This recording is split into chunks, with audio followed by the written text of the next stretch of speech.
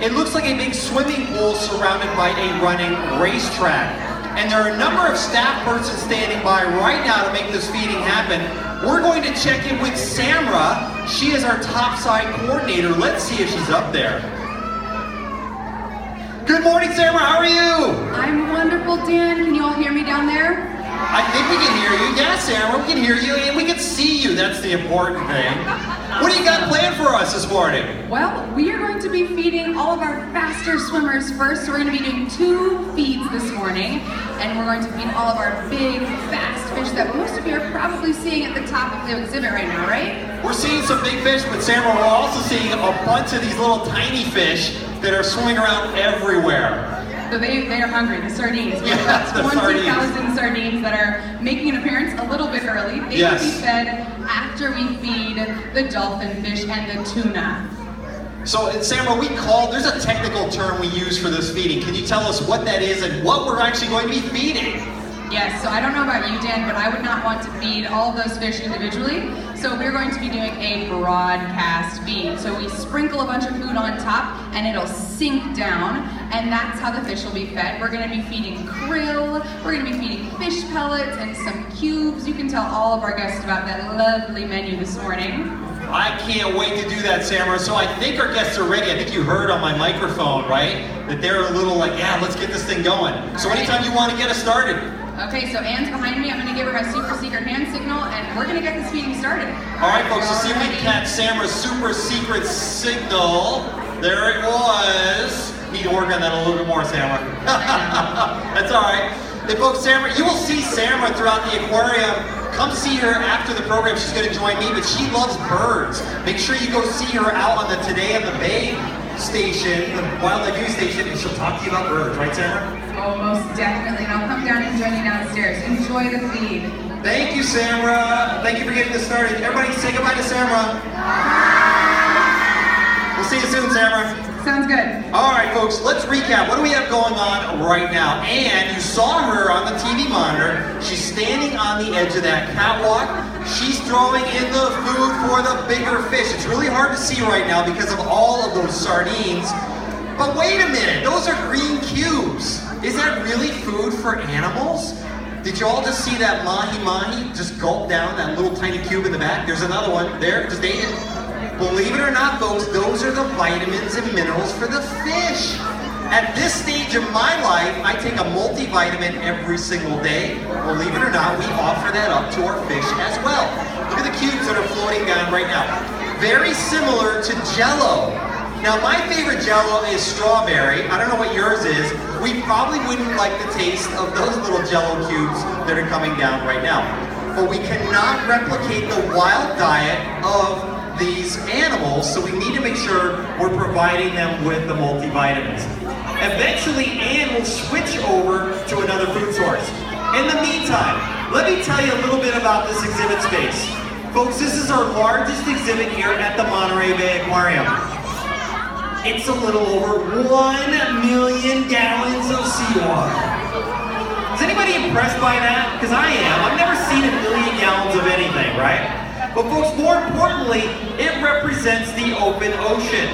And I'm going to use my TV monitors periodically to kind of go on little trips with you or show you other things, right? So right now, we're going out on a boat ride 6 to 8 hours due west, and maybe a little further south of here, out of Monterey Bay. And if we had the opportunity to go scuba diving or snorkeling, this is what you're going to see, folks, the open ocean. It's vast. One of the biggest questions I get is, where are all the rocks and the seaweeds for the animals? If you are one of the animals living in the open ocean, there are no rocks or seaweeds. And if you need to find hiding places for survival reasons, you need to come up with your own hiding places. It's something called camouflage, right? Notice the colorations on everybody swimming around here on exhibit. They tend to be silver, gray, blue. They literally blend in with their background, folks. Believe it or not, the space from the window to the back wall is only 58 feet in length. But notice as the fish swim to the backside of that 58 feet, they literally disappear before your very eyes because of that camouflaging ability. Now, folks, if you're going to live in the open ocean, you need some adaptations, some tools to help you survive. we're watching one of the biggest tools out there, the schooling behavior. Our sardines are up in the water column right now doing what they do best, sticking together. There's a reason why they do what they do. It's called safety in numbers, folks. Let me prove it to you. Does anybody want to play a game with me? And the sardines have to cooperate with me on this. All right, this is a timed game, by the way. You're going to pick a sardine, and let's see how long you can follow it for. Starting right now. Go. Pretend you are all, oh, they're going to just disappear on us. Nobody's going to be able to follow Luke's sardine. Let's pretend you are all hungry mahi-mahi or dolphin fish. You're schoolers as well. You're swimming as fast as you can, maybe 20, 25 miles an hour. Is anybody still following their sardine? I don't see a lot of hands raised anymore. Oh, there's one in front of me. He's still following his sardine, or she, I can't see. Oh, yep, she's still following her sardine. Sorry about that. Our Pokemon. So folks, here's a free life lesson for you. I see lots of boys and girls in my audience. Stay in school and you don't get eaten by tunas or mahis here at the Monterey Aquarium. Although it does happen occasionally. There's no 100% money back guarantee on that. Now Anne has switched over to the food source. Our cubes are all gone and she's throwing something else in right now. Let's see if we can get her to throw some more of that in. Ah! Can anybody say what that is? Shout it out for them. What do you see coming down into the water now? Squid. Now, if we humans were going to eat squid and we went to a fine dining restaurant, what do you think the name of it would be called? Shout it out. Calamari, you bet. Folks, if you've never had calamari before, it's squid. And if you've never had it before in Monterey, I highly recommend because it's harvested fresh from the ocean here in Monterey. And our mahi-mahi absolutely love eating that squid.